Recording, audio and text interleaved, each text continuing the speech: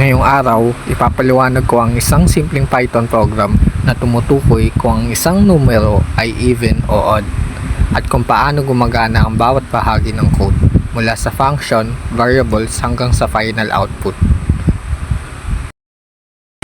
Def check even odd. Dito tayo gumagawa ng function na tinatawag na check even odd. Mayroon itong isang parameter na num. Ito ang numerong itetest natin. Num%2. Ito yung modulo operator na ibinabalik nito ang remainder kapag hinati ang number sa dalawa. Kapag 0 ang remainder, ibig sabihin even ang number. Kapag hindi 0, odd naman ito. Yung if num%2 equals 0, ito naman yung kung walang tira kapag hinati sa dalawa. Magre-return na lang to into even. Tapos yung else return odd, kapag may tira, magre-return ito into odd. Itong mga nabanggit ko, ito yung parang core o yung puso ng program. Yung trabaho nito ay alamin kung even ba yung number or odd sa isang number. Yung even count naman, ito yung nagbibilang kung ilang even numbers ang inilagay ng user. Ito yung nagsisimula sa 0. Yung odd count naman, ito naman yung nagbibilang ng odd numbers. Nagsisimula rin ito sa 0. Ito yung magiging total natin mamaya.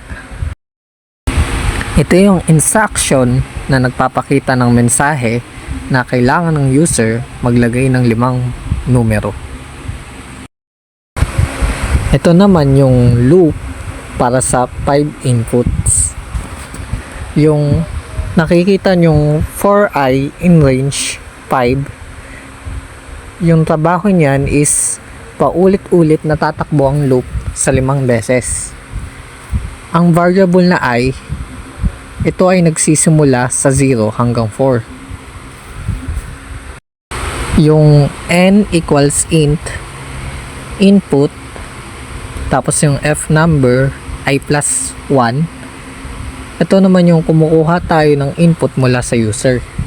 Yung I plus 1, ito yung nagdi-display ng number 1, number 2, hanggang number 5. Ginagawa nating integer ang input gamit ang int. Yung result check even odd, dito tinatawag natin ng function. Malalaman natin kung ang input ay even o odd. Yung print naman na is result, dito natin pinapakita kung ano ang naging resulta ng classification. Kapag even ang resulta, dadagdagan ng 1 ang even count. Kapag odd naman po, dadagdagan ng 1 ang odd count. Dito natatala ang bilang ng bawat uri. Pagkatapos matapos ang loop, ipapakita ng program ang kabuuang bilang ng even numbers at odd numbers base sa 5 numerong in-input ng user. So ngayon, ipapakita ko sa inyo kung paano nag-work ang program.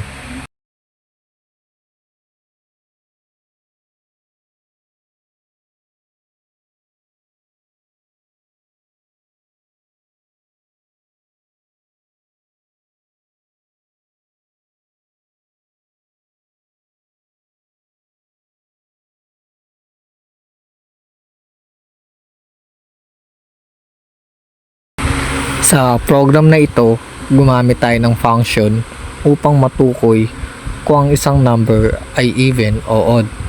Gumamit tayo ng variables para bilangin ang even at odd at isang loop para automatic kung kumuha ng 5 inputs. Pagkatapos ito, ipinakita natin ang kabuuang bilang ng even at odd numbers. Simple pero epektibong halimbawa ito ng functions, loops at conditions sa Python.